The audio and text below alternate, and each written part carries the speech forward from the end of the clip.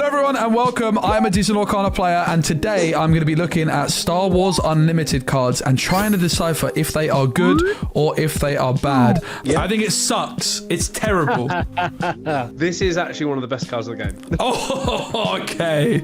Okay. This is actually a very controversial card. Okay. I think this is the most wrong you've been. Oh no. All these cards actually. Oh no. And I'm joined by the wonderful Jason. How's it going, mate? Hello, Specky. Very nice to be here. Thanks for inviting me on. Yeah, absolutely. So, Jason, you're a Star Wars Unlimited player, and you've got 10 cards for me. If I can work out if they're good or if they're bad. Yes, I do. And this is going to be a lot of fun for me. Yeah, so bit of background. I have played a tiny bit of Star Wars Unlimited. I have done a few learn to plays with some starter decks. And tomorrow, I'm actually starting a 100-hour challenge where I try and go from a total noob to the best Star Wars Unlimited player I can be. And I'm going to be seeing Jason at the tournament next week. I'm playing on Saturday. But right now, I'm a noob. And hopefully by the end of the week, I'll be a pro. And you can make sure to subscribe to check out that video. I think we're all interested to see that journey. Yep. Very interested to see that journey. It's going to be great. There's going to be some good players there. A big shout out to Card Market, who sponsor today's video. If you're looking to pick up singles online in Europe, Card Market is the place to do it. All right, Jason, can I have the first card, please? I'm ready to see how well I do. Excellent. Yes. Okay. Okay then, Specky, here we go. The first one is, it's an event. Okay. It's called Overwhelming Barrage. Right. And it's a tactic, and you give a friendly unit +2 for this phase, so 2 attack, 2 health, and then it deals damage equal to its power, so the unit's power. Yep. Divided as you choose amongst any number of units. Okay, that's a lot of text. So event, I don't really know what that means, but I guess it's just like some kind of like special card. I can see it's like a green and purple card maybe. So it seems like I know in Star Wars Unlimited you have like a base and a leader, and they have these kind of symbols on. And I do know that you can play cards in any deck you want, but for every symbol you don't have, it costs 2 extra. That's what I know. That's great. So this is a villainy and command. So command is the aspect, and villainy is you either get heroic or villainy. Right. You can't have both on the same card. Okay. So this, if you don't want to pay an aspect tax, you're only going to have this in a villainy deck, and if you have command as one of your other aspects. Yeah. So it costs 5, which I know you're starting off with 2 mana, if I'm not mistaken, and you're putting like 1 in per turn. So I guess by turn 4 you could play this. You're giving a friendly unit 2 attack, 2 defense just for this phase, which is like the whole turn essentially, like the whole round. Then it deals damage equal to its power, divided as you choose among any number of other units. So let's say I've got like a 3/3 card and I give it 2/2. I would then have a 5/5 card, and it would deal damage equal to its deal power. 5 damage equal, so 5 damage. And I can deal 5 damage in different ways that I choose. So you can split that damage amongst any number of units. And I could do, for example, like 4 damage to 1 unit and 1 damage to another unit, or 3 to 1 unit. I think that sounds pretty damn good. That sounds like hard removal, which is usually pretty powerful. And it sounds like that level of flexibility sounds like it would be really powerful, actually. Like you could just go 5 damage onto one thing. But also if you've got like a big beefy unit yourself, which already has a lot of power, and it keeps the 2/2, I think this card's broken. I think this card's super competitive. I think it's really strong. That's what I'm locking it in. Okay, fair enough. This is actually one of the best cards of the game. Oh, okay. It seems good.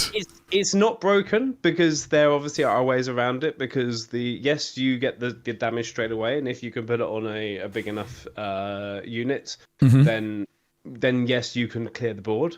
Yep. But then the unit, you're not attacking with the unit straight away, so you still have the ability for that unit to be returned to your hand or exhausted or something like that as well. But that initial straightaway damage, everyone, if you're playing against a command villainy deck, you want to be looking out for this card. Right. And play around this card. What set was this from? This was from the original set. Okay, wow. And the big thing with this card is that it's the rarity is uncommon. So you nice. You have common, uncommon, rare, legendary. And so it's actually you're very likely to see this card still if you play against any deck with these aspects. Okay, I'm suddenly wanting to build a deck around this card. This seems insanely good. The funny is that I do love this card and I hate this card at the same time, but I haven't actually played a deck with this one in because I like to go down the heroic yellow cunning way myself. So so we started off with an easy one here. So I've got a question with like the way that the mana system works. Do people ever play this card for like 7 cost in a deck which doesn't have this? No. Is it called the aspect? The aspect tax that you get when you have to pay 2 extra because you don't have the aspects covered within your leader and your base. No, unless you play it and you had it in a draft and people wanted to play it because they needed removal or direct damage. You will not see this in a deck that doesn't have interesting out of aspects, you could say. All right, so far so good. Let's see if I can keep it up. Excellent. Let's go next one. Ooh. We have a unit here. This was in the most recent, not the most recent set, but the set before. It's a 7 cost aggression, so it's an aggression only. It's 7 power, 6 health, and it has overwhelm, which means that when you attack with this, so if you attack something with 2 health left, 5 health goes over to the base. Then you have the effect this has is when an enemy ground unit attacks your base, you ready this unit. Okay, now this one I can cheat a little bit on just because the one deck that I've actually looked at the cards for, because I ordered it for my video to start tomorrow, is like a red deck with Sabine. And I also know that the main base you play with that has like an ability which says play a unit that costs 6 or less from your hand and give it ambush. And the fact this costs 7 maybe means it's a little bit expensive for that style of deck, but like overall, overwhelm seems like a really powerful ability for like an aggro style deck, which I know the Sabine deck I have is in that theme. And 7 stats and 7 attack, 6 defense seems pretty good, but 7 cost seems like a lot. And then the ability when an enemy ground unit attacks your base, ready this unit. I guess the problem with that ability is that you're not in control of that. So your opponent might just not attack your base. They might just remove this first and then attack your base. So while I think the stats are quite impressive, my gut feeling is it's a little bit too expensive and that it's not that good. I'm going to say it's below average and doesn't see competitive play. Yeah, no, I think you're pretty much right there that it is, because it is a very good card if you can get it out, or if you can cheat it out cheaper. But if you're playing aggression, if you're playing on the red side, it's very rare that you will play something that will go that long. Makes sense. Like, you kind of want to be winning the game, especially, for example, with Sabine. You want to be winning the game at the turn that this is coming out.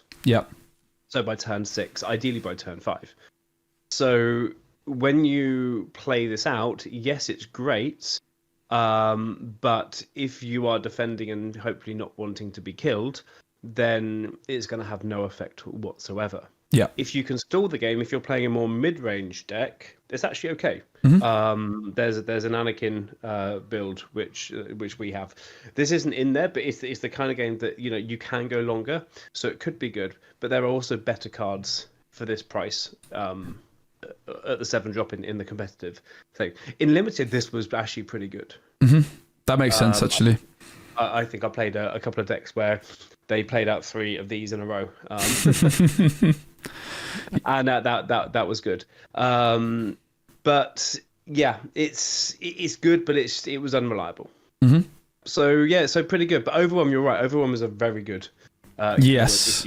If if you can actually get to use it. That kind of keyword is like, I've seen it in other card games, and it always is something I kind of gravitate towards quite a bit. Like I know in Rune Terror, the main deck I played had like this same, I think it was actually the exact same word, overwhelm, for the same thing. And I really liked that keyword in that game. And I think that my understanding is that Star Wars Unlimited is a little bit similar to Rune Terror in some ways with the way you kind of take turns and take actions. So I can definitely see overwhelm being really strong, but yeah, just felt a bit expensive. I kind of cheated on that one because like the Sabine deck is the one deck I've really looked at a fair bit, as my cards arrived yesterday and I just couldn't resist the urge to look. No, absolutely. I mean, that's the thing. You kind of want to look there, but like with Sabine, this is way too expensive because she will never ever see play for the game plan that you want to be doing with that deck. Yep. Awesome. Cool. Do you want to go for the next one? Yes, please. Okay, we have the Mining Guild TIE Fighter. It's a 1 cost, 1 power, 2 health, and it has the effect on attack you may pay 2 if you do draw a card. Okay, that's really interesting. Well, the first thing I know is that drawing cards is always good. However,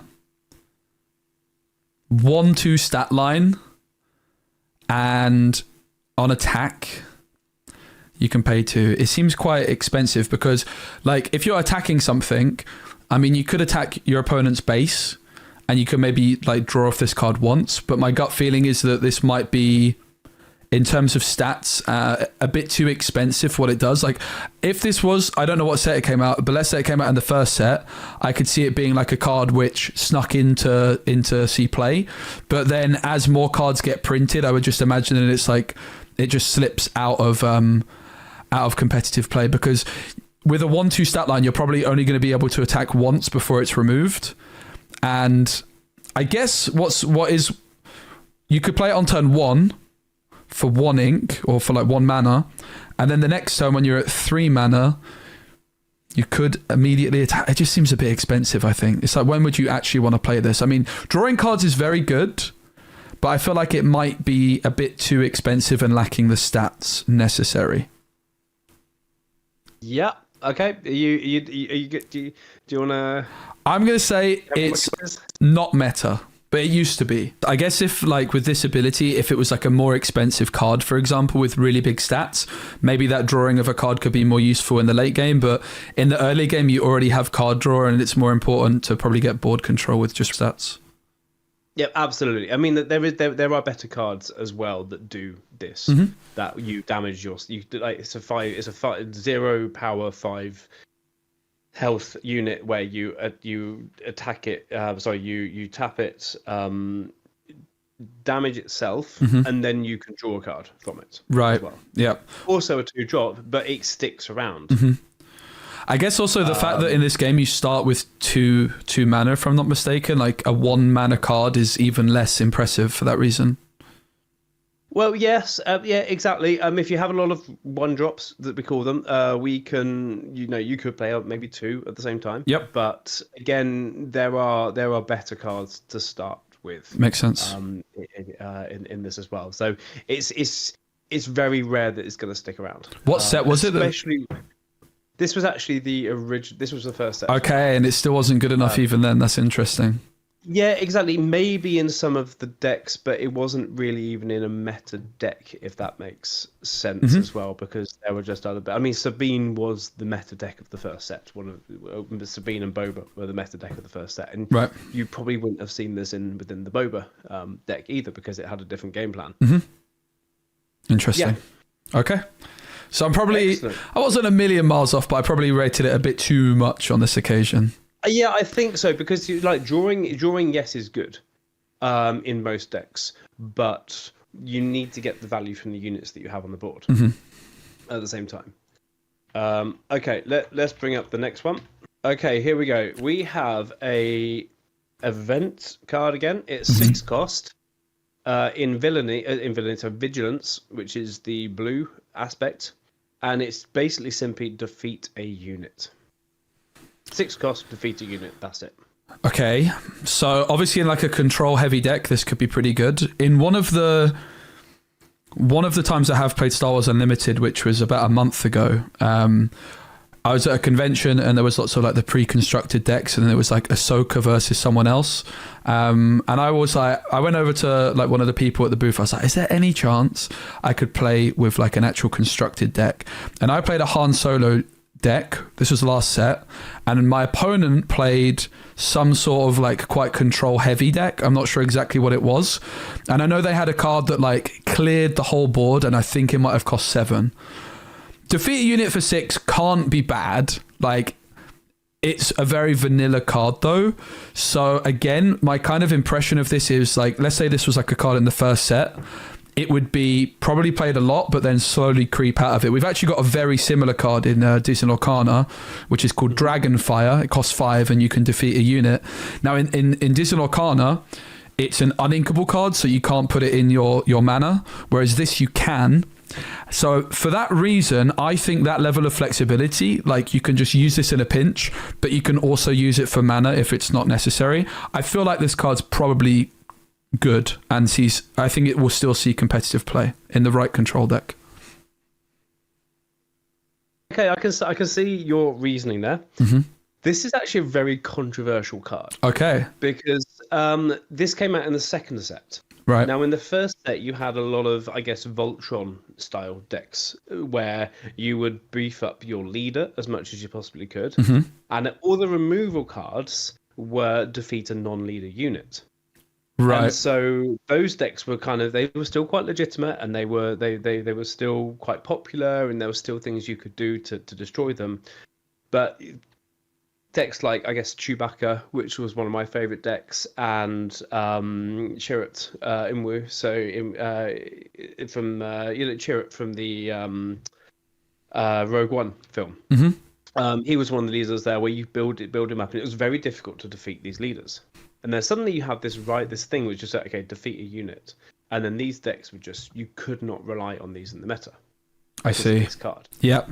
So it was a very good card, but it also caused some controversy to say, well, actually, is this game any good anymore? It's interesting that there's cards which kind of make things undefeatable, actually. I think that's something I might have seen. Like, you attach something and this unit can't be defeated by like a special card, something like that. Like, I can imagine that makes this a lot worse. That's the new Chewbacca one as well. It can't be defeated by enemy card effects. Right. I might have one of those. Is it a green card? Yeah, no, it's a green Chewbacca card. I'm a little bit upset because my blue-yellow Chewbacca deck. Is it this guy? I can't play him.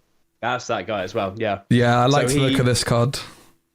No, that's that is a lot of a very fun effect that you can do as well. There are ways around it. Like, there's a ways around everything. If there aren't a way around anything, it's pretty much broken. But yeah. Yeah, so it was a very good card. It was a meta card as soon as it came out. Everyone had it, but it's also very controversial because it felt a little bit unfair. So people had to kind of rethink how they're doing it. Now, people aren't as afraid of it anymore because there are other options and cheaper options, and you have the efficiency question. Yep, very interesting. Yeah. Okay. Yeah. So no, if Sabine was ever a blue. If you've ever played Sabine Blue, you would not even see this card because she'd still have to go quicker. Yes, makes sense. Yeah, unless someone built a deck specific to go around that. But yeah. Awesome. Cool. Should we move on? Let's do it. Okay, the next one, we have actually a leader, because we are going into look at. Obviously, you're looking at a. You've more or less chosen your leader for next week, but the leader question as well is whether is a leader good or bad. There's some other things to consider here. So this is Darth Vader, and on this side we have action. You pay 1 and exhaust it. If you played a villainy card this phase, you can deal 1 damage to a unit and 1 damage to a base. Yep. It deploys, so the epic action, you deploy it on 7, and on the other side, when it's a leader, it's 5 power 8 health. Wow, that's a lot of stats. And on attack, you may deal 2 damage to a unit. Okay, so I've actually used this card before at a Learn to Play because it was a starter deck card, I believe. Yep. Exactly. It was a starter deck card. So I have actually played a couple of games, like I think both as Darth Vader and against Darth Vader, and Luke Skywalker was the other one. And I know Luke Skywalker was giving shields. Now, from memory, the Luke Skywalker deck felt a bit better, but I think I was also playing Darth Vader, and maybe I was just bad, which is quite possible. The action, so you've got like two different elements of the leader cards, right? Like you've got this part. The fact that it's action once per turn requires you to pay a resource to do it, I think probably makes it a lot worse. Like, I know the Sabine leader card that I have doesn't cost, I don't think. I don't think she costs to use her action once a turn. Now, she only deals 1 damage to a base. So with Darth Vader, you can deal 1 damage to a base and 1 to a unit, but you have to actually pay a resource for it. So I think that makes it a lot worse. And then 7 cost... it seems quite expensive to get him down. Can I read again what he does once he's on the board, please? So on attack, you may deal 2 damage to unit. I mean, that seems very strong. But I do know that this was an early card because I probably used it like a year ago or so at a convention, maybe slightly less. That sounds about right, yeah. Yeah. It's Darth Vader, so you've got to think he's good, but I think this one is I think there's better options. I think that the cost attached to him on the action per turn is a big reason on why I don't think he's quite good enough. That's my thought. Yeah. Okay. No, and I think you're pretty much right there because 7 cost is a problem. Again, it's the same thing with the Chewbacca deck that I love to play. It was 7 is just too late to drop on. Right. So you have to hold out for then and hope that you haven't been beaten by then. However, this was also one of the first, I guess, hard control decks that you could have, where. And people have been trying to make him work, especially with ramp. So ramp cards are where you resource 1 every turn, but if there's a way to get another resource in there, you are ahead of your resources. You're ramping up your resources before your opponent is. And so if you can ramp there, then even if 1 extra resource, that's that 1 extra resource that you can use to use the area. And that, like the Sabine deck that you're playing, that pinging 1 thing. There's 1 damages here, there, and everywhere. They make a difference. Yeah, I can imagine. And so it was actually a very good deck in the first thing. It was the first hard control. I know someone who plays red green very well, and this was his first deck until a set 2 leader came out. Again, that came on 7. So again, it's not so good now, but it was still pretty good. But then you still had to ramp. You still had to get there to be able to deploy him at a good time because his leader side was really strong. Yeah, that makes sense. You attack something and put 2 damage on something else. Yeah. Yeah, those kind of damage pings do seem really good in this game because I know a lot of it's about board control. So being able to take like a really efficient trade with like that little bit of damage, I can definitely see that there's like powerful tools there. But I think the thing that made me question it is, that 1 extra resource you have to spend to use its ability means like some other leaders, if you don't have to spend a resource, while their abilities might be less powerful, you can just do it every time and it doesn't come at any extra cost and maybe just a bit too slow. But I could definitely see where if you've got like a ramp strategy and you've got extra mana available, that he could actually be very powerful in the right setup. Yeah, absolutely. And don't forget you're playing over 2 different arenas, and so you can go this time you could go ground heavy and still be putting 2 damage over into the space arena. That's interesting, as well. So that became out very strong as well. So you couldn't just flood space without him touching you. Yes, you were. You were able to control both arenas. Awesome. A little bit more with this one. Okay, cool. Let's move on to our next one. And we're going to stick with a leader. This is a new leader, actually, with the brand new Jump to Light Speed set that came out.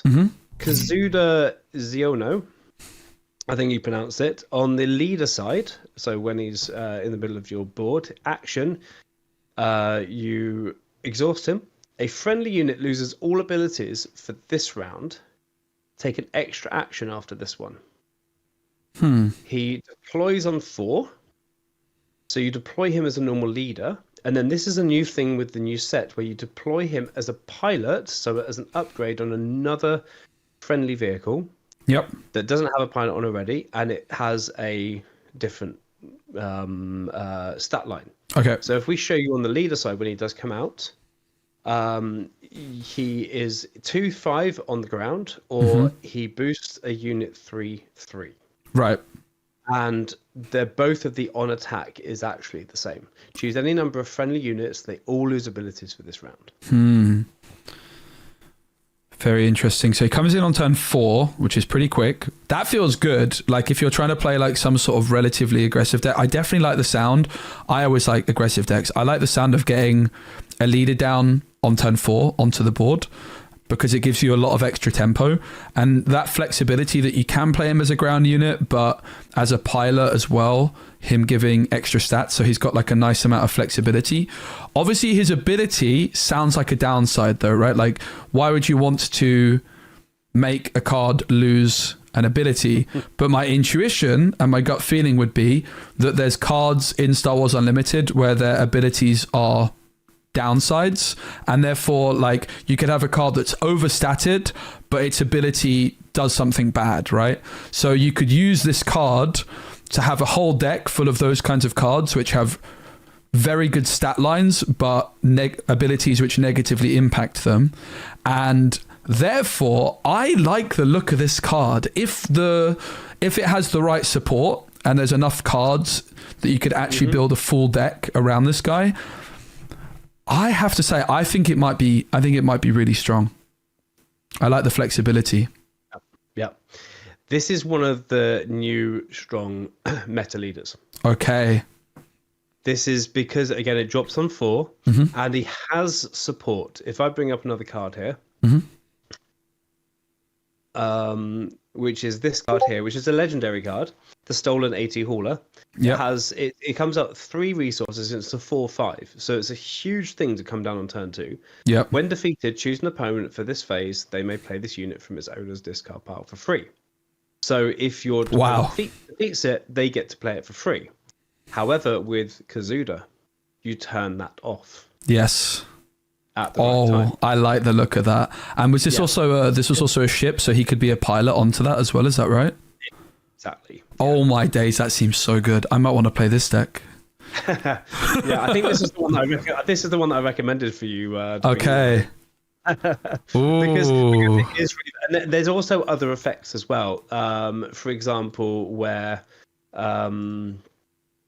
you can cut this a little bit out if you want, just while I'm bringing up the card. One of the original ones, I think it's K. I was just putting K2 because. There we go. Yes, I have this guy in my Sabine deck. You have this guy in your Sabine deck. So this guy, it has Overwhelm. This is a very good card.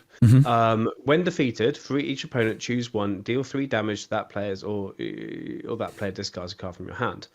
So you could have a thing where you could turn this off for your opponent as well.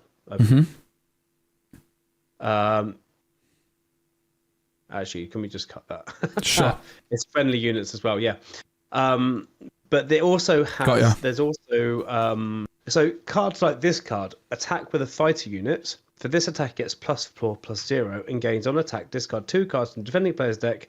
Deal unpreventable damage equal to the difference to the discarded cards to this unit. So if you were to use Kazuda on a unit that you use Trench Run on. So you use his thing on first, and then you play this card. It gets the +4/+4, but it doesn't have this effect. Interesting. There's a balancing effect. So just because it's +4/+4 for 1 cost is pretty big, but you can also mean that you don't have this effect. So this is it's a rare card, and it's another like a staple card for this deck here as well, because you can turn that off for those effects. Yeah, it makes sense. So it's quite tricky. It feels like, okay, why would I want to turn off effects? But actually, if you're just going to want to be hitting face, some of the effects aren't as important, but the effects that are important, you can turn them off and actually take the game where you want it to go. Yeah, I can see it. I like the look of this one a lot. I'm pretty interested in seeing. I recommend trying this one out. Okay, I think I will. I'm going to put it on my list. Excellent, cool. Okay, card number 7. I have a feeling after this video, I'm going to have a long list of things I want to try out. Actually, I'm very excited to get into this game. Welcome to my life. I have about 8 or 9 half decks built because I just want to try them all and get going. So, yeah, okay. So here we go. Card number 7, 2 cost. It's Poggle the Lesser. So he is 1 attack for health. When you play another unit, you may exhaust this unit. If you do, create a battle droid token. Okay, I'm going to guess a battle droid token is like a 1/1 or something like that. Exactly. It's a 1/1 token creature from the third set. Sorry. Okay. Yep. So 1/4 seems like not the most impressive stats, but obviously 4, it's kind of an engine card in a way, and 4 defense therefore is probably the most important thing because you're not actually going to attack with this. You're going to exhaust it and spawn something. So I guess like 1/4 stat line, you'd rather have it as a 1/4 rather than like a 2/3. So it might be quite hard to remove. Having said that, like you're playing a card and exhausting it, I guess like you wouldn't. So you could play this on turn 2. And then on turn 3, play it on turn 1 because you start with 2 mana. And then when you've got 3 mana on turn 2, you could play like a 3 cost card, exhaust this, and spawn a battle droid. So maybe with like some sort of swarm type deck, this could be good. And it is an engine, like it can continue to get you more each turn. I guess the question is how good is like a 1/1 token, but I would imagine there's a lot of synergy involved there, right? Like you might have like cards which buff up your battle droids and that sort of thing. My gut feeling is I think it might be a little bit mediocre because of the fact that you can only spawn like 1 battle droid per turn with it and it exhausts itself. So it can spawn a battle droid once a turn, but then it's just done for the turn and it kind of just sits there and it's going to get removed quite quickly. Okay, yeah. It's actually a bit better than that. And it's because it works with the leader's effects. Okay, I hadn't thought about the leader. So for example, with the original Palpatine from the first set, which he has this thing where you have to deal 1 damage to a unit and draw a card. So you can use that to draw more cards if you want to. And then when he comes out, you can use that to deal you may defeat another friendly unit, deal 1 damage to a unit and draw a card. So you can attack with something. Yeah. But then you also want to be dealing the damage to the other person. So, but on this one, you need to defeat the friendly unit first to deal the damage to the other person. So it allows you to get that that unit steal off when he flips on his turn. So exploit works with this thing where this card actually says it here. While playing this card, defeat up to 2 units you control. This card costs 2 less for each unit defeated this way. Right. So you can swarm and then use those battle droids to defeat them and make these come out cheaper. So this one you only have to pay 2 for if you are defeating 2 battle droids, for example. As you have cards that have even exploit 3, exploit 4, so that you can swarm and then come out with your bigger ships earlier on, so that you can gain control of the board, and your opponent has to work harder to get rid of your units. For example, so it allowed you, like you say, for the swarm decks to go wide and have units that actually, do you want to waste your time on these little units, or do you want to attack base? Yep. And so you got to think, is it valuable to hit these and deal with them, or do you want to race base and hit them there? So it brings a certain decision point for your opponent. Do they want to deal with them or do they not? It's really interesting because when I was thinking about these like 1/1 droids, I was thinking like, well, it's going to take maybe a while to like get them all buffed up. Maybe there's like some kind of card in the late game you play which like buffs up all your droids and then suddenly you can win like that. But actually the fact that you can sacrifice them to make other cards cheaper and use leader abilities, I can definitely see why I underrated this card. Yeah, there's also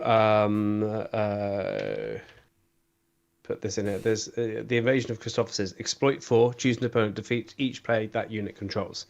Wow. So if you have the stuff out, if you have 4 expendable units out on the board, then you can bring this out and clear the opponent's board for 7 resources. Mm-hmm. If you can ramp, if you can swarm that quickly. So with the exploit keyword, how does it work exactly with exploit 4? I'm a bit confused actually exactly how it's working. Because when you pay the cost first, okay, and then you play the card. Mm-hmm. So to pay the cost is 15. Yep. But if I use exploit 4, first of all, as it says here, while playing this card, defeat up to 2 units you control. So you defeat them, and then those the defeating is I see. Like you're paying for that card. Yep. Yeah, but then also if something has a when defeated, you have to do the when defeated thing as well. So you can combo up if you have a when defeated effect on a card. So with this with this other card, with it being exploit 4, does that mean that every card of yours you sacrifice, the card costs 4 less? 2 less. 2 less. So 2 less per card. Right. So this card costs, if I was to do 4 units, mm-hmm. then I would pay. I would get rid of 4 units and I would pay 7 normal resources. I see. So the exploit number is just like that's the maximum amount of cards you can sacrifice to play this. That you can sacrifice to play this, yes. Cool. Yeah, absolutely. So cards like Poggle the Lesser, they have that use if that's the way that you want to go with that as well. And you could also sacrifice him, right? Like at some point he's done his work and then you can sacrifice him to make use of more abilities as well. So I can definitely see it. Like you said, he's an engine builder. He starts off the engine to get going there. Yep, I like the card a lot actually. That's very cool. Oh, I want to play so many of these different decks now. This is dangerous.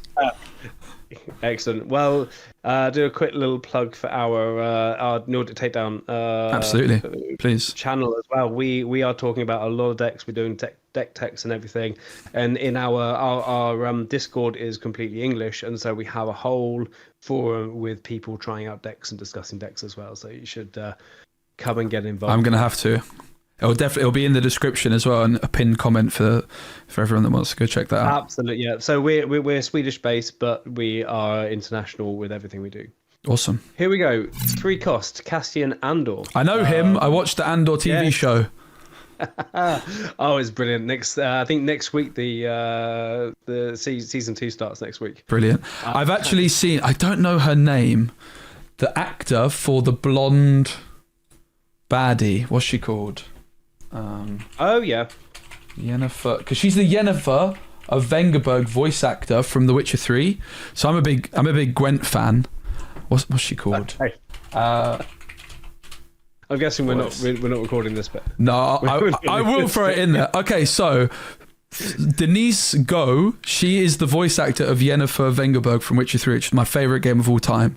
My initial background in card games was from Gwent, and like Yennefer's got voice lines in that game. And I was watching Andor, and at some point I realised that Denise Go is the voice actor of Yennefer, and I lost my mind. And I've actually been to like a panel of like some of the voice actors from The Witcher 3, and so Denise Go was there, and I was fanboying very hard. So if she has a card in this game, I think that might be my new favourite.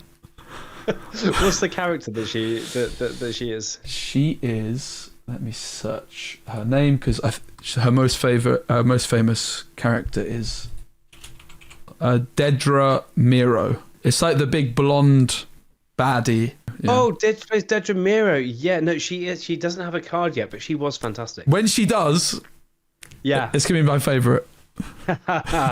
Excellent. Okay. Well, this Cassian card is a unit with 3 cost, and it's aggression and heroic. So you might have this in your Sabine. I don't, but it would fit in there.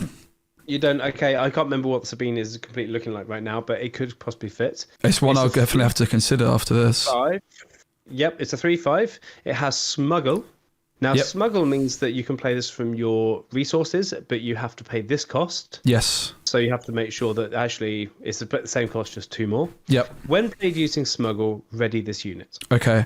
I actually have got a little bit of experience with smuggle because the constructed deck that I played basically half a game with about a month ago was a Han Solo deck which had smuggle. Han Solo yellow.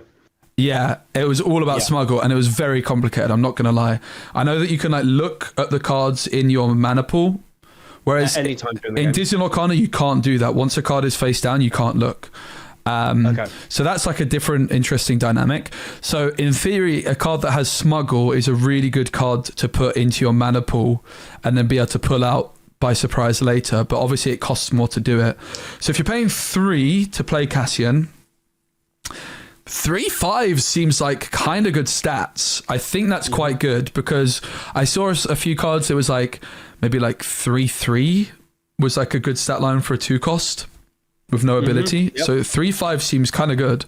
You could play it on turn 2, but then you've got the upside. I guess like a card that has smuggle, you probably want to play it as a smuggle ideally, but it's like okay if you play it on turn 3. Like from a balance point of view, I'm trying to think, right, how would the developers balance this card? And the smuggle part of the ability is an upside. So if you're just playing 3 costs for it, it's probably slightly underwhelming.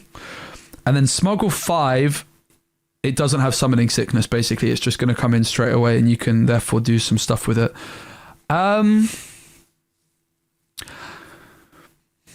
My gut feeling is it's okay. I don't think it's very good. I think it might be a little bit mediocre. Okay, I think this is the most wrong you've been. Oh, no. All these cards actually. Oh no. In my opinion, this is a brilliant card. It's a game winner. I believe this is a game winner, and I've won games with this card. Yeah. Especially like say a 3/5 for 3. That's a really good Okay. stat line for 3 resources. But also like if you pull this in your opening hand, resource it, because when you need that space just to get ahead, just to prepare yourself for the other big thing you're going to be doing, it's really, really important to be able to do that. I can see it actually. Like just that kind of surprise value that your opponent doesn't know it's just sat there in your mana pool waiting for the right moment to strike.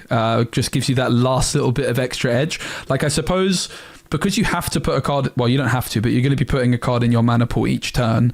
Like if you've got cards in your deck which have smuggle, like it's just better to be putting those into your mana pool than it would be to not have anything, because it just gives you an extra option, right? Yep, absolutely. I mean, there aren't. Set 2 is all about smuggle because that's when it got introduced. There's a lot of smuggle, a lot of messing around with resources. But there were few cards that actually made it through into the meta, and this was one of them, as well as DJ and Tech, which you probably would have seen in the Han deck, which was one of the top decks from the last meta. Adam from our podcast, he won 2 PQs with the Han Yellow deck. Is that the card that does something like you somehow all your smuggles become cheaper or something? Oh yeah, you steal a resource from your opponent or something? Yeah, exactly. Because Han 2, and those of you who are interested in Star Wars Unlimited, the Han Yellow deck is actually very good. Very difficult to pilot. It was very confusing. Very yeah, because DJ is a 3-cost 3/5, but with smuggle, it costs 7, and you have to have 2 yellow there as well. So actually, if you smuggle this out normally, you have to actually pay 9 to smuggle. However, when you play using smuggle, you take control of enemy resources. When this unit leaves play, that resource's owner takes control of it. Okay? Yeah. Now, pair that up with a card called Tech. Yeah, I had both of these in my deck I played. Yeah. So this is where each friendly resource gains smuggle. The gain smuggle cost is that card's cost plus 2 and its aspect icons. So the cost of DJ to come out is actually 5 and yellow, not this smuggle cost. Yeah. Because Tech's smuggle cost replaces that smuggle cost. I see. Now, with the Han Solo ability, he has an ability where you put a card from your hand into play at the resource and ready it. At the start of the next action phase, defeat a resource you control. So what you're doing is you're defeating the resource that DJ has stolen. Yep. Unless your opponent can do something about it. So the only thing against this deck is to save something for when DJ is going to draw turn 4 to actually destroy him. If you don't have anything, then you are a resource down. When I played this deck, I was so convinced it was bad, and then I got told afterwards that this deck is like the best deck in the meta, and I was like, okay. It was quite complicated. It really is, but when you know how to play it, when you know what to look for, then it is. I mean, Adam, who's on our podcast, he's probably one of the best players in Northern Europe. And so he really pushed this deck to its limits with that as well. But then it is something. But it's really fun to play when you know how to play it. Yep. These fun decks. Do you want another card? Yes, please. Okay, here we go. Is this the penultimate or the last one? This is the penultimate one. We have. Okay. Here we go. So we have Vigilance, 4 cost. With double aspect. Okay, this card's broken. Actually... I saw this card already. I played against it, and I was like, okay, I don't know if it's exactly this card I saw, but I know that there's like some cards which say choose 2 in any order, and I don't think it was this one I saw, but it was insanely strong. I saw something like this. I think it was a different one though. I didn't read it yet. In the first set, every of the coloured aspects had one of these cards. Right. Double red, double yellow, double green, double blue, and they all had 4 options. Okay, discard 6 cards from opponent's deck. Mill. Is Mill a strategy? Oh my god, if it is, that's what I want to play. Heal 5 from a base. Defeat an enemy unit with 3 or less. That sounds very good. And give a shield token. That also sounds good. My gut feeling would be I would use those 2. I also want to point out as well that if you're only using 1 blue aspect with your leaders and base, this actually costs 6 to play. Okay. Because you have the aspect tax on the second blue. So double blue means that it's... I mean, if you're playing double blue, this seems absolutely insane. Yeah. I don't know how good double blue is. That's a question I have no idea the answer to. But then if you're... I guess this is one of those cards probably you could consider paying 6 for because of the flexibility. I guess like in double blue it's really good, but I don't know if it's that good outside of double blue. Like I think the other one I saw that was like choose 2, it was something like destroy a unit and draw a card or something. I don't know exactly, but it seemed when my opponent played it against me, I was like, pardon? You can do what? Yeah. My gut feeling is the shield and the defeat are the most powerful 2. Obviously healing a base. If you're playing like a slow control deck, being able to heal your base also sounds really good in the right spot. I'm not sure discarding 6 cards from your opponent's deck comes up that often unless mill decks are actually a thing. And usually in card games, mill decks are quite fringe and more like for fun. So it seems like you've got 3 pretty good options and that flexibility makes it very strong, I think. Yeah, absolutely. This is actually one of the few double aspect cards that sees regular play. Right. That sounds like my kind of deck, honestly. I'm going to have to try and make mill work in my 100 hours. I'm going to have to see what I think of it. Yeah, they're not as popular anymore because speed and aggro is a little bit more thing now. But this is a very, very good card. It doesn't make the mono blue as much stronger than it should is because you're still paying it for thing. You maybe get a bit more efficiency, but the aspect penalty is worth it, and so you will still see this card in single blue decks just because of the impact it can have. You can have the swing, you can heal the 5, dealing 3, or even just defeating something and giving a shield to something at some point. It really gets that swing. Like it sounds very good. Who is controlling the board? Who has the stuff at the moment? So who has the biggest board right now? Crazy good card. Yeah, it looks good. It looks very good. Yeah, absolutely. It is a very good card. So I think if it is something to watch out for if you're going up against blue decks. Mm-hmm. Cool. You ready for your last card? I'm ready. I feel like this one's going to be either really good or really bad. No in between. Okay, here we go. It's a space unit. It's from the new set. Base unit is 6 cost, 4 power 5. When played, put the top card of your deck into play as a resource. Okay, so this is Mickey Mouse We have a Mickey Mouse card. I guess you got a couple of ears. Yeah. We have a Mickey Mouse card from the first chapter of Lorcana that has the same ability. Right. Like you play it and you put the top card of your deck. So it's like a ramp card. Yep. But 6 cost for a ramp. I want to be ramping at like for 3 cost. Do I really want to be ramping for 6 cost? I mean, maybe I do. You know, if you've got like a 2 mana card which had this ability, I would instantly be like, oh my god, it's unbelievable, even if it had terrible stats. But this card at 6 cost, and those stats don't really impress me that much either. Of course, if you're playing, I guess green is like the ramp color in this game. Yep. So if you're playing this, let's say you were able to ramp on turn 1, then on turn 2 you could have 4 mana, and then you could ramp again. So you're not going to be able to play this until like turn 3 at the very earliest, and that's if all things have gone insanely well for you. I think it's bad. Okay, yeah. I think it sucks. It's terrible. It's not actually that bad a card. So on 3 cost, you put this event into play as a resource. So you play it, you pay 3, and you pay the rent, and that's your turn. That's what you're doing on your turn. So you get the early ramp, and when you want to do this early ramp, you're trying to get your leader out quicker. Yeah, because this is before. The most of the time, unless you have a 7 flip leader, you will not be playing this card to get there, because you would have already got your leader out. However, when you have bigger units, this will get you there quicker. Yeah. And it's still a 4/5 in space, which isn't terrible. So the unit itself, but what it does, if you want to get to the bigger units, then it's actually okay. It's an okay card, I think. And it's very good for some decks if you want to get there, especially if you've got pilots now. Yeah, so if you're pushing pilots, and you want then going to buff this later on, and you need something in space. Yeah, it's completely fine.